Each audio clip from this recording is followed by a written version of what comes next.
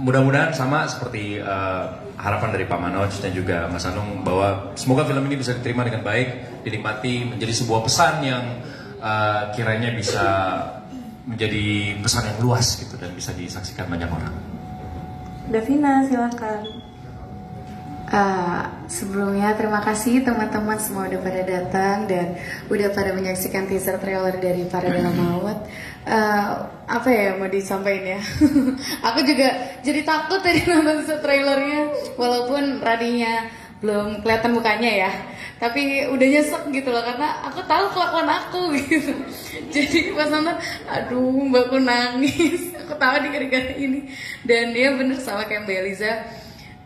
Selama nonton aku nyesek banget nontonnya, walaupun aku memerankan Rani, tapi nyesek banget. Aku posisiin sebagai Mbak Nisa tuh sakit banget dan gak kebayang. Plus aku juga mau cerita kalau Mas Anung bilangnya belum pernah merasakan selingkuh sama adik ipar. Saya juga gitu. Saya nggak kebayang aja. Biasanya pernah adegan selingkuh sama teman atau sahabatnya pacar atau gimana. Ini selingkuh sama kakak ipar sendiri gitu, dan aku ngebayanginnya juga susah gitu, bingung. Jadinya ini pengalaman baru aku yang ya semoga bisa diterima dan bisa diambil nilai positifnya dari film ini. Terima kasih. Thank you semuanya. Nah, kita udah denger nih dari mereka kira-kira pesan-pesannya gimana. Mungkin dari penonton ada yang mau lempar pertanyaan?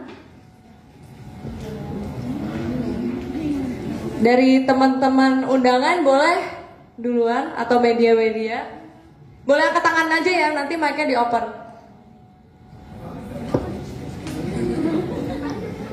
Udah masih meresapi official teaser ya.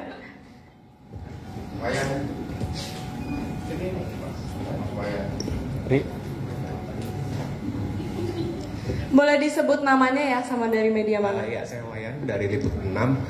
Mas Anung, drama kan udah menjadi makanan sehari-hari ya istilahnya untuk Anda gitu. Bagaimana Ipar Adalah Maut ini tetap terasa menantang? Terus seperti apa rasanya berkolaborasi dengan Deva, kemudian Pinkan dan juga Michelle Judith? Ada kesulitan nggak untuk mengarahkan 3 karakter utama ini untuk menggerakkan dramaturgi dari Ipar Adalah Maut? Hah? Oh, Davina, maaf. Oh, gue jadi bingung sih.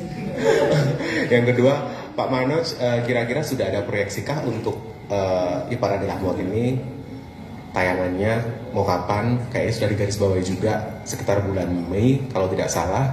Seperti apa strateginya untuk nge-grab lebih banyak penonton? Kalau ingat dulu Ayat-Ayat Cinta, ibu-ibu pengajian yang tidak pernah nyentuh bioskop tiba-tiba memenuhi lobi bioskop. Apakah ini akan terjadi juga fenomena seperti tahun 2008 silam? Terima kasih.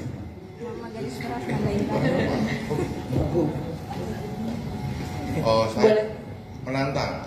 Ya, saya menerima film ini karena tantangannya adalah sesuatu yang di luar kekuasaan saya, di luar pengalaman saya. Jadi saya benar-benar cross border. Saya kayak Ayat Cinta, pada saat saya menerima itu juga saya melihat bahwa wah, gimana ya, gue belum pernah poligami gitu kan. Terus gue harus membuat sebuah film yang orang ketika melihat poligami itu nggak jijik gitu kan. Tetapi ini adalah yang tertulis di dalam Quran gitu kan. Wah, itu makanya saya terima. Saya menyukai tantangan film-film yang seperti itu. Artinya film yang out of the box gitu kan. Film yang mungkin penonton sudah punya prejudis dulu gitu bahwa ngapain gue nonton film yang ada itunya gitu. Ini juga seperti itu. Ngapain gue harus nonton film yang begini gitu kan. Nah, itu yang karena tugas sutradara adalah mencoba untuk meyakinkan penonton bahwa apa yang tergambar di dalam bioskop layar itu adalah kejadian yang sebenarnya. Apalagi ini ada embel-embelnya based on true story gitu kan. Wah, nah, maka kemudian yang pertama saya lakukan adalah saya menjawab pertanyaan saya sendiri bahwa apakah ada orang yang melakukan seperti ini? Apakah ada laki-laki yang wow, yang out of the box sekali melakukan kegiatan aktivitas seperti ini gitu kan? Ya kan? Dan ternyata ada gitu kan. Nah, ketika ada kan gimana saya harus memulai bertanya, Mas, gimana rasanya ya? Nggak mungkin kan, ya kan? Tapi ada itu. Nah, dari situ saja itu sudah challenging banget kan. Karena itu makanya film ini trial and error saya sebetulnya. Yaitu saya membetot tantangan saya sendiri. Berhasil apa enggak gitu. Karena jangan sampai orang melihat film ini tuh, ini kayak nggak ada bedanya, ini selingkuh sama ipar sama selingkuh sama tetangga itu nggak ada bedanya gitu loh. Maksudnya jangan sampai penonton melihat itu, tapi penonton melihat bahwa aduh, jadi ketika dilihat ipar adalah maut gitu, maut itu ya kan benar-benar maut gitu. Artinya penonton ini menjadi ada pesan, bukan hanya eksploitasi tentang, jangan sampai jadi guidance kan, wah bahaya. Oh begini ya caranya untuk selingkuh sama ipar kan, begini enak tuh. Kita kan mau repot buat apa kan. Tapi bagaimana harus menjadi value bahwa ketika penonton gila, ini yang disebut ipar adalah maut, ya kan? Alhamdulillah al-mautu, gitu kan, Mbak? Ya, gitu kan? Karena ternyata itu ayat gitu loh. Saya nggak bisa main-main. Kalau ayatnya cinta itu kan ayatnya Habibur Rahman. Kalau ipar adalah maut itu bukan ayatnya siapapun, bukan ayatnya Mbak Elisa, itu adalah hadis. Jadi makanya kata-kata maut itu betul-betul harus berasa benar-benar maut gitu. Padahal artinya sebenarnya bukan maut, kematian ya Mbak ya. Jadi ipar adalah kematian bahkan gitu loh. Artinya orang yang melakukan aktivitas seperti itu, perselingkuhan seperti itu, dead, man. Udah, lu mati. Nah itu saya harus merasakan, gimana sih penonton harus merasakan itu gitu. Itu aja sih. Berat ya. Silakan Pak Manoj. Kita belum announce official date, tapi keinginan rencananya mau lari ke bulan Mei. Dan dari segi strategi,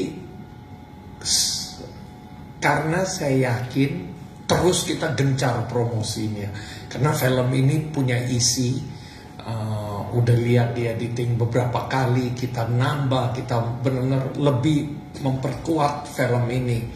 Karena keyakinan itu, jarang-jarang punya film yang saya lihat potensinya sangat besar. Saya nggak tahu hasilnya mau apa, tapi menurut saya potensinya sangat besar. Jadi kami terus akan melakukan promosi, awareness, dari teaser launching dan lain-lain, supaya kita bisa communicate with the audience, communicate dengan bahwa nih, ini film Ipar Adalah Maut, ini film besar, IP besar, hype-nya sudah besar di TikTok. Jadi banyak elemen yang sangat mendukung Ipar Adalah Maut ini. Itu aja sih. Terjawab ya Mas? Thank you Mas Hanung dan Pak Manoj. Next boleh. Tadi mic-nya dikasih. Angkat tangannya ya biar kelihatan. Nah. Saya Bayu dari Kompas. Mas Hanung, untuk tadi yang Mas Hanung sampaikan, sebenarnya nggak ada sebagian yang dijelasin, tapi kalau saya tanyakan mungkin ada yang bisa dilengkapi tadi. Mas Hanung menanyakan pengalaman batin ya, bagaimana saya bisa merasakannya gitu loh. Nah, sebenarnya itu pertanyaan, memang pertanyaan yang urgennya, pertanyaan yang krusialnya justru itu.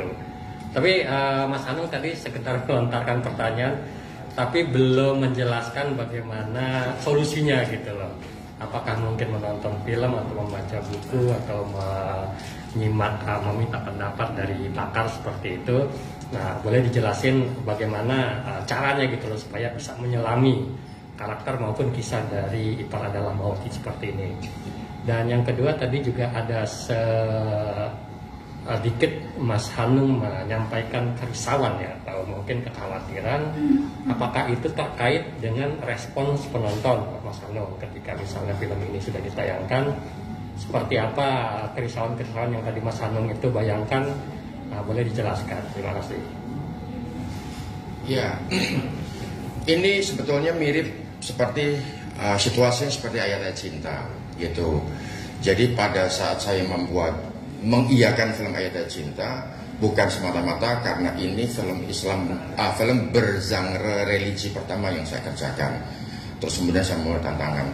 Tidak, tetapi tema yang dipaparkan adalah tema yang kontroversial gitu kan, yang penonton pada masa itu yang namanya punya istri lebih dari satu, itu tuh tabu untuk dibicarakan, diangkat ke permukaan itu tabu gitu kan. Nah ini pun juga hal yang sama. Ini bukan hanya tabu, ini tabu banget ini sebenarnya kan. Nah treatment apa yang saya lakukan ternyata yang saya pertama adalah saya menemukan dulu kasusnya di mana. Nah dari kasus tersebut saya tidak bisa melakukan interview langsung. Yang saya meminta orang terdekatnya untuk melakukan interview, ya kan. Baru kemudian saya menggali dari orang tersebut, gitu kan. Terus setelah itu dari hasil data itu kemudian saya masukkan ke dalam memori saya dan saya betul-betul membongkar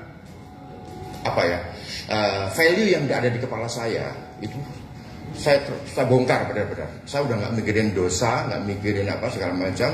Kan kadang-kadang kalau saya mau melakukan sesuatu itu kan, ini nggak boleh, ini kayaknya nggak normalnya, ini nggak etik. Itu saya bongkar semuanya.